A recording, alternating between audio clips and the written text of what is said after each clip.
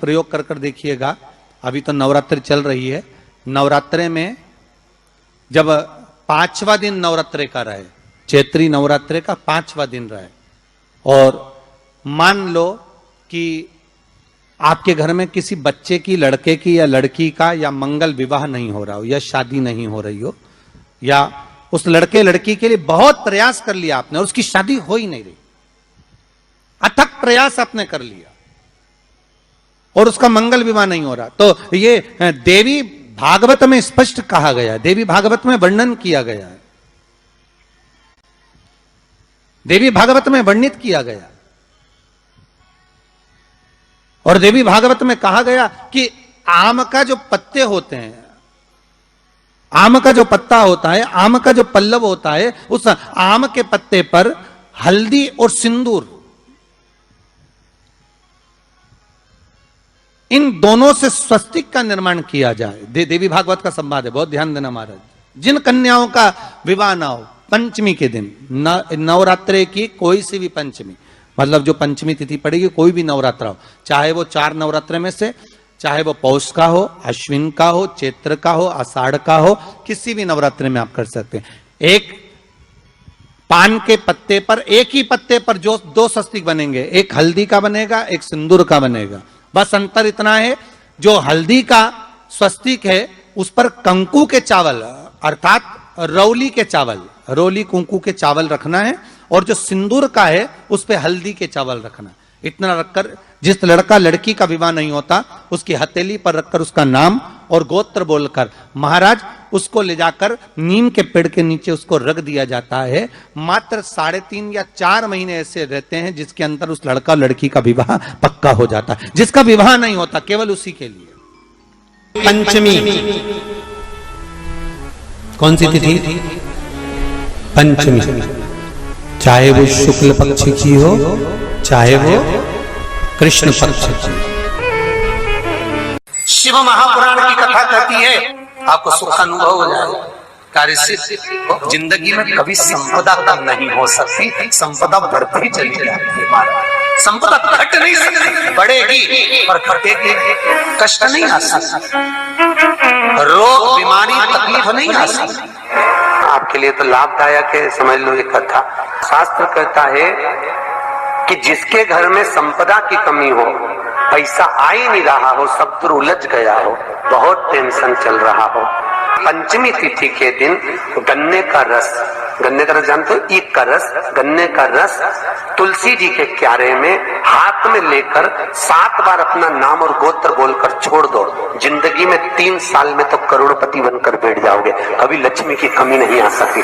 तैयारी में बैठे रहोगे कि फिर पंचमी तिथि आए। हमारे यहाँ सांपों की पूजन कौन से दिन होती है, कौन सी तिथि में करते हैं? जम के बोलो जरा। नाग पंचमी। नाग पंचमी का मतलब क्या है? सांपों की पूजन करो।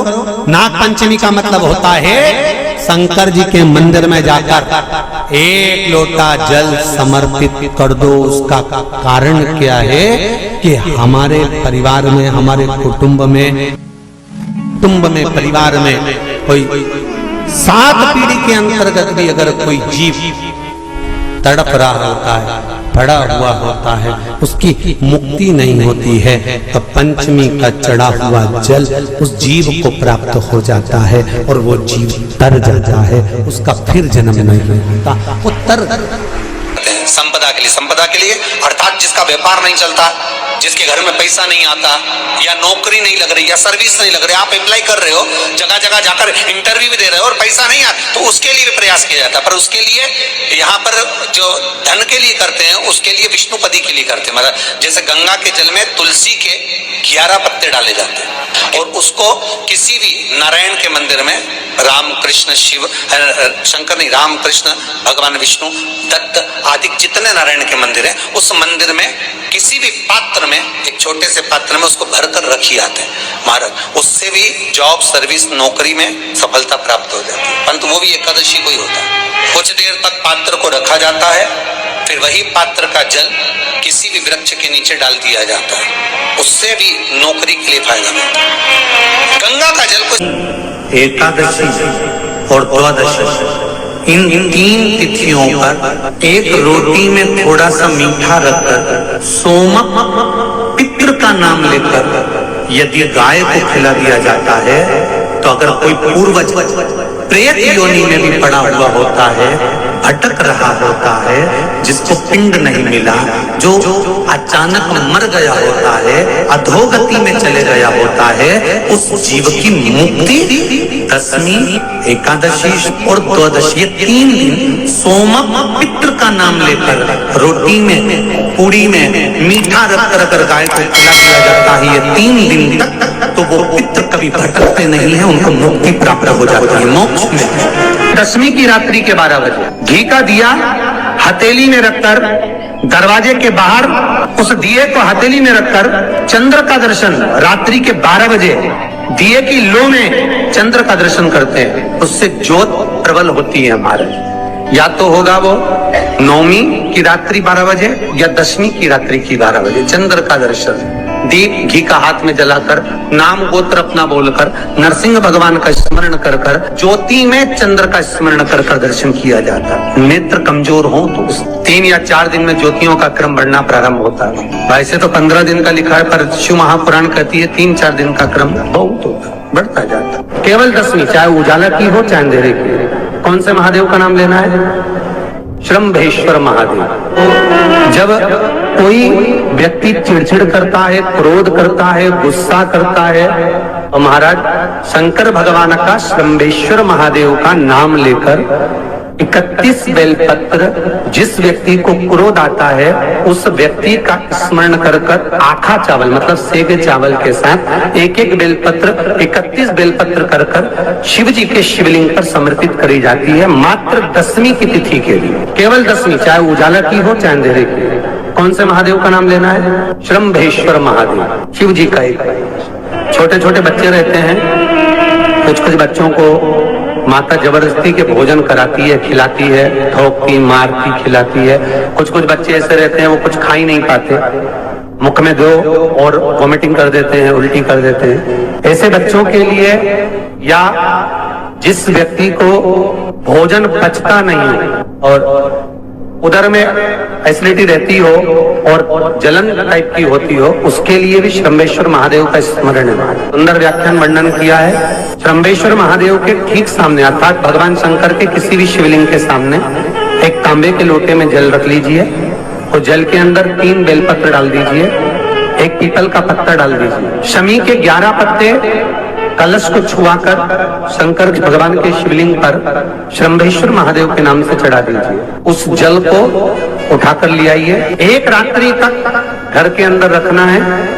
उस जल को श्रम्भेश्वर महादेव का नाम लेकर जिस व्यक्ति को एसिडिटी होती हो या उधर खराब रहता हो या भोजन नहीं पचता हो या पेट से जुड़ी हुई प्रॉब्लम हो या बच्चों को भोजन कराते हैं और वो वोमिटिंग कर देते हो, ऐसे बच्चे को या भोजन नहीं भा रहा हो ऐसे व्यक्ति को उस जल को सवेरे दोपहर शाम 3 बार श्रम्भेश्वर महादेव का नाम लेकर आचमन कराना प्रारंभ कर दो, पिलाना चालू कर दीजिए।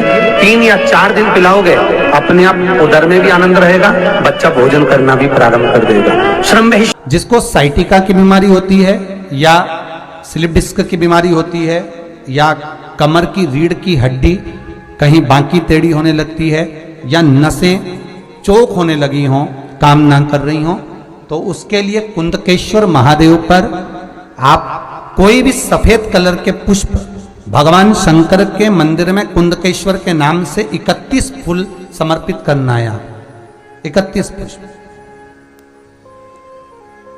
और कुंदकेश्वर के नाम से 31 पुष्प समर्पित कर कर बेलपत्री के पेड़ के नीचे की जड़ थोड़ा सा भाग निकालकर ऊपर से छीलकर अंदर का भाग शंकर कुंदकेश्वर को चढ़ाना है।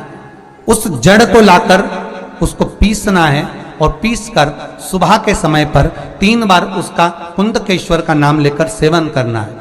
जिसको साइटिका और जिसको रीढ़ की हड्डी, स्लिप डिस्क, जिसको प्रॉब्लम होती है उसको बाबा कुंदकेश्वर एक ऐसे महादेव हैं, क्योंकि भगवान शंकर के चरण पर पार्वती के द्वारा फेंका गया कुंद का प्रहार हुआ और उससे बाबा को चोट लगी, जिससे बाबा का नाम कुंदकेश्वर पड़ा।